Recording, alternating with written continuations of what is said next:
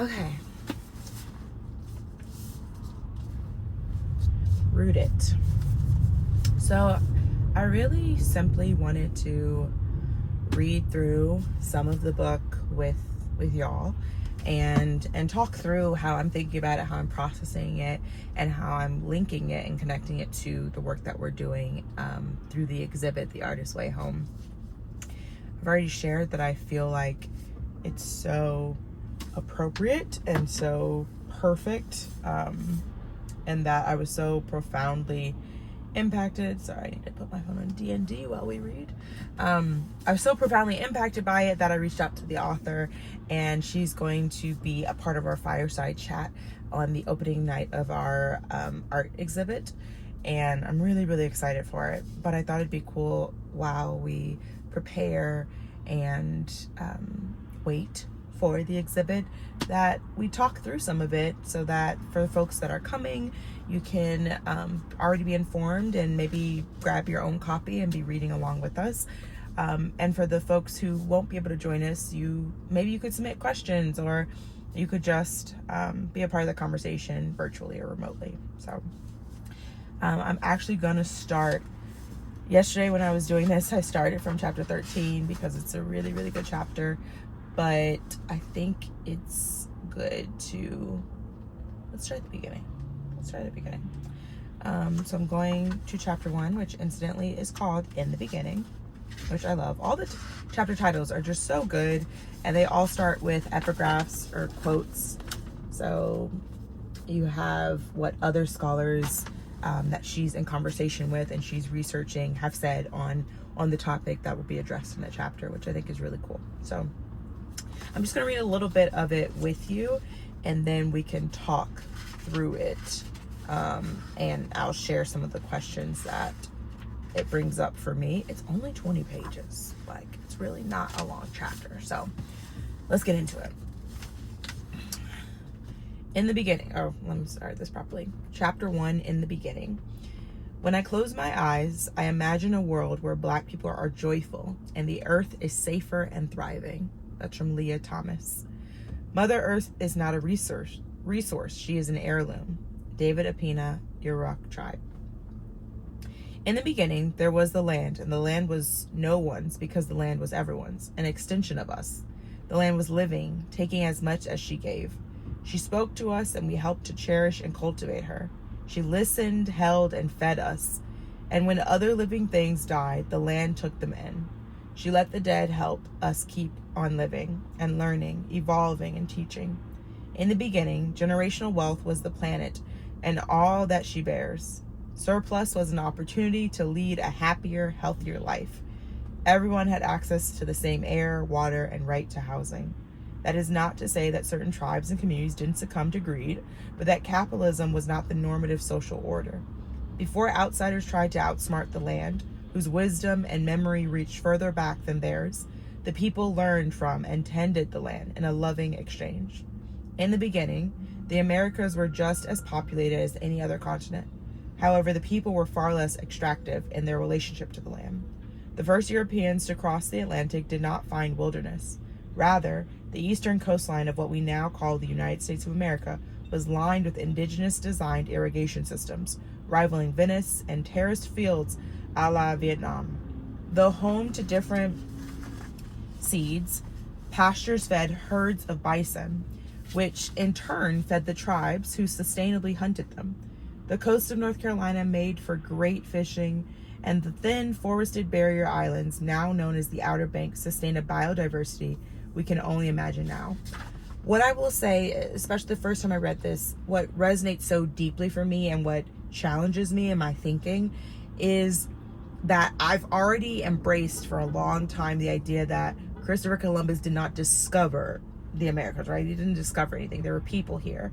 But what I was just really processing and embracing and realizing is he didn't just discover or come into contact with people here, but with their processes, their systems, their ways of engaging with the land and each other. They existed, like they had full worlds, right? So Brea says they had irrigation systems. So it wasn't that they came to these coasts that were untouched or that were underdeveloped, like that type of language.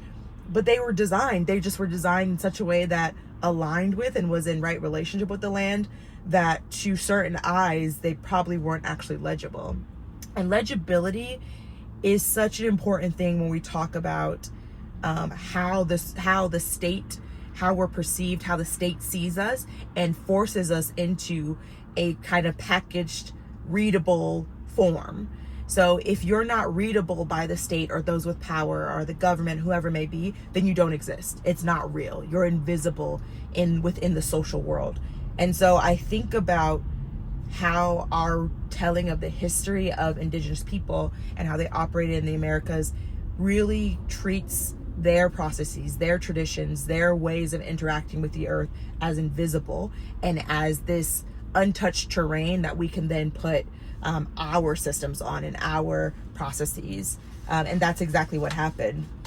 And some people might say, oh, that's a nice reading, that they just couldn't perceive it. Because I'm not saying that. I'm saying that they dominated it. They decided to either extract knowledge from them, which also happened, kill them, which also happened, rape them in their land. Like they decided to dominate rather than be in relationship.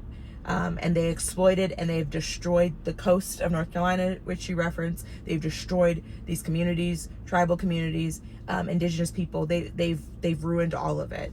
But we often think about just people, and I think it's important to think about the people and how they relate it to the earth and how they set up systems and processes in relationship to the earth. And so when we destroy and kill people, the land suffers too. And it's all, the purpose is all capitalism. It's profit. It's what can we get from it, rather than how can we engage and be in relationship with it? How can we serve the earth? What can we learn from what she's already doing? And that's something that's been really, really important for me, because so much of my life is organized around capitalist structures, like the 9 to 5, the Monday through Friday, and then the weekend. All of that is constructed and created by a society that needs me to be profitable. So when I step back and I lose my job, for example, and I'm unemployed, it's actually an opportunity for me to get in right rhythm and to get in right relationship with the earth, because the earth is seasonal. The earth understands that we bloom in certain seasons, we harvest in certain seasons. The earth understands that there are dead seasons, right? Where we're just regenerating the soil. We are not producing anything that's pretty, like a flower or a fruit. We are taking care of our root system, and we're taking care of our soil and the nutrients of it. And when we're constantly extracting, there's just no time for care. There's no time for restoration. There's no time for the rebuild. And so there's just so much reflection that comes when I'm reading this. And that's why I know the depth of the work and the research, because it creates depth in me. It gets me to think critically, and it gets me to engage with these things. So we'll keep going, but I'm curious what this is bringing up for y'all as well. So she says the coast of North Carolina made for great fishing, and the then forested barrier islands, now known as the Outer Banks, sustained a biodiversity we can only imagine now. Roanoke Hatteras, Algonquin, Chowanog, and Potoskik peoples filled their bellies with oysters, flounder, and trout, and their communities retained a strong sense of interdependence. Everything and everyone existed in a finely tuned balance, taking as much as they gave. Scientists in the United Kingdom have studied the impact that the European arrival to the Americas has had on our planet, and it's painfully clear that Earth mourned and suffered the loss viscerally. An estimated 56 million indigenous people were killed across the Americas. That's not a number you can just read over really quickly. That's a number you got to sit with. I mean, even if it was 10 million, even if it was 200, an estimated 56 million indigenous people were killed across the Americas, either by new viruses or violence committed by those who transported them. 90% of the population that tilled and nourished the land died. 90% of the population that tilled and nourished the land died. The land did more than rewild. Stone pyramids and temples lay hidden under layers of vegetation. Trees and brush took over. Approximately 55.8 million hectares of land, about 1/3 of Russia's landmass, overtook itself and reforested.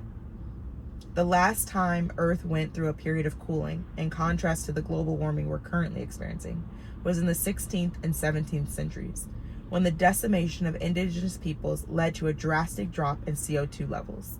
It ultimately sent the planet deeper into the Little Ice Age, where northern harbors closed their ports and famines traveled from continent to continent. When those boats disappeared into the hazy horizon, the land and her stewards were already forever changed. I have to sit with that. I want to, I said it's just 20 pages. We're only 4 pages in. But the weight of the words on every page is just sitting so heavy with me right now. The loss of life, the cost of the loss of life is just so 56 million indigenous people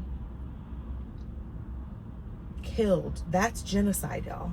That is genocide. And because they were killed, not only did we have a loss of cultures and languages and just people, like, we don't have to dress it up. People, we lost people. The earth lost its protectors. The earth lost the people that loved it and were in right relationship with it. The earth and our land lost so much, and it has drastically changed our environment. Our climate was destroyed by this. I love what you said about everything and everyone existed in a finely tuned balance, taking as much as they gave. Balance. You destroyed the balance.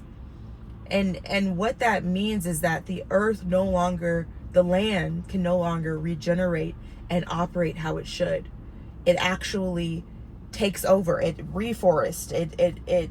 It looks unmaintained.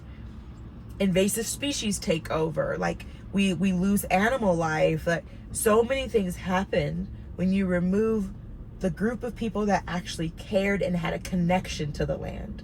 The connection was not through capital or through the lens of profit or through the lens of what can I get, what can I extract, what can I take, how can I take this gold, how can I take these minerals, how can I take food, a cash crop, let me overproduce it and extract every possible nutrient from the land and then just go to the next place and overproduce. You lost the people who would stop that. You lost the people who were in right relationship with the land. I keep saying, but it's about right relationship with the land. And because of that, the earth mourned and felt the loss. We lost CO2 levels. There was a fundamental change in climate.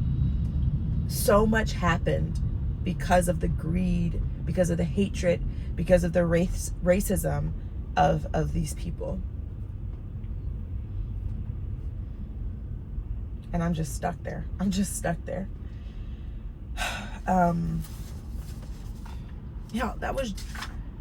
just a page and a half in. When I tell you this book is so deep and profound and has so much great research, and this is coming from someone who just really respects and appreciates research so deeply.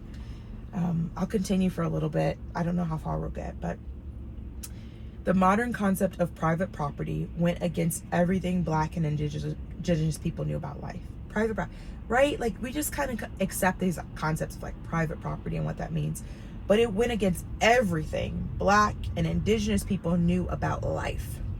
As Matthew Desmond wrote in his essay on capitalism for the 1619 Project, A New Origin Story, private property is what enables a private landowner to fence off natural resources and forests and rivers. Assets that originally belonged to no one were stewarded by the surrounding community, transforming common goods into commodities controlled by a single person or business entity. Land in the Americas had become politicized since the arrival of the first European colonists in the 15th century, and that only snowballed into the 18th and 19th centuries. Settler colonialism, the violent replacement of indigenous peoples by often European outsiders, created deep inequity as land became a chess piece for the powerful. Access to land meant so much more than purely where you laid your head or where you kept your things. And I've been here all the while. Dr. Elena E. Roberts writes, Native peoples have long established their connection to the lands they occupied. Through medicinal, food, and spiritual traditions, they utilized plants and animals indigenous to the area. Removal meant that indigenous people were not only physically uprooted, but also spiritually uprooted.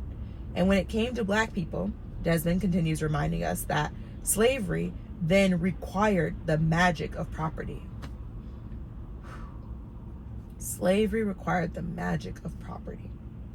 The more land Europeans could push indigenous people off of, the more demand for forced labor to produce ecologically unsustainable yet highly lucrative amounts of cotton, tobacco, rice, and sugarcane.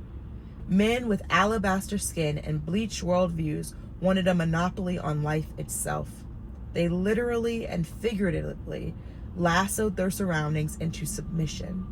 They did not realize that their existence depended on the health of the entire ecosystem, nor did they understand what Black and indigenous peoples, no matter which continent we've called home, inherently understood, that one's relationship with land should be familial, spiritual. Marilyn Berry Morrison of the Roanoke Hatteras tribe, in an interview with the Island Free Press, offered, long before conservation efforts were ever dreamed of or needed, stewardship was simply an innate part of everyday life. We lived with nature, and everything that we had came from nature, and we were appreciative of that. The privatization of land severs the stewardship relationship, because it's not about a natural or inherent relationship. It's about a forced one or created one.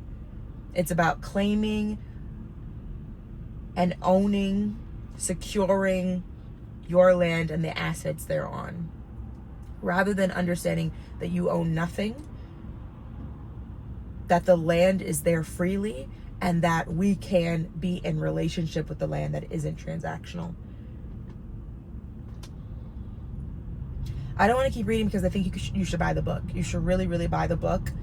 I will do this. I don't know how much time that took, but I will do this, read kind of excerpts and portions and talk through how I'm reflecting on it.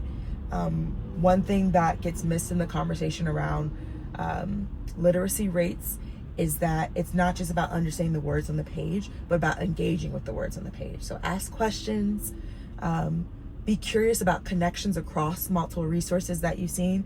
Be curious about the sources and the validity of the sources of the resources that you read from.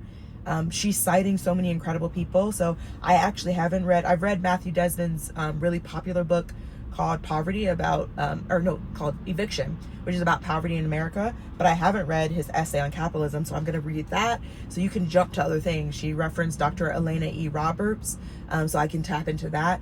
It's improving your literacy, improving your reading comprehension means critically engaging with the text that you have. I don't just take this at face value. I think it's really well researched. I think it's so well done, but the fact that she's citing sources means that I can do some of the work too. She did incredible work, and you should pay her for that work by buying the book. And then also you can check out Matthew Desmond's essay. You can check out Elena E. Roberts' essay, and you can look into some of the scholars and some of the individuals that she's citing, and see for yourself what and how you interpret their work for yourself. So I guess this is about preparing for our art exhibit, The Artist's Way Home. Like I said, Brea Baker's going to be there, and we're really excited. But I think this is also about just improving how we engage literature in general, and reading something critically. I love audiobooks. I love romance audiobooks. I love reading books. But sometimes it's really good to engage with through listening, like I'm reading to you, but also reading, like looking at the words and trying to challenge yourself, that neuroplasticity, to see what you can understand and what you can get from a text that may feel difficult to read or maybe not be pure entertainment, and things like that. But already this text is really challenging me and inspiring me. It's got my juices flowing. I'm thinking about questions that I can ask her during our fireside chat. I'm thinking about, just different legs of the conversation that we can have, and I'm just really excited. So I'm just sharing this with you. I hopefully I'll be back with more But for now, thank you for listening, thank you for sitting with me, and I'll see you next time.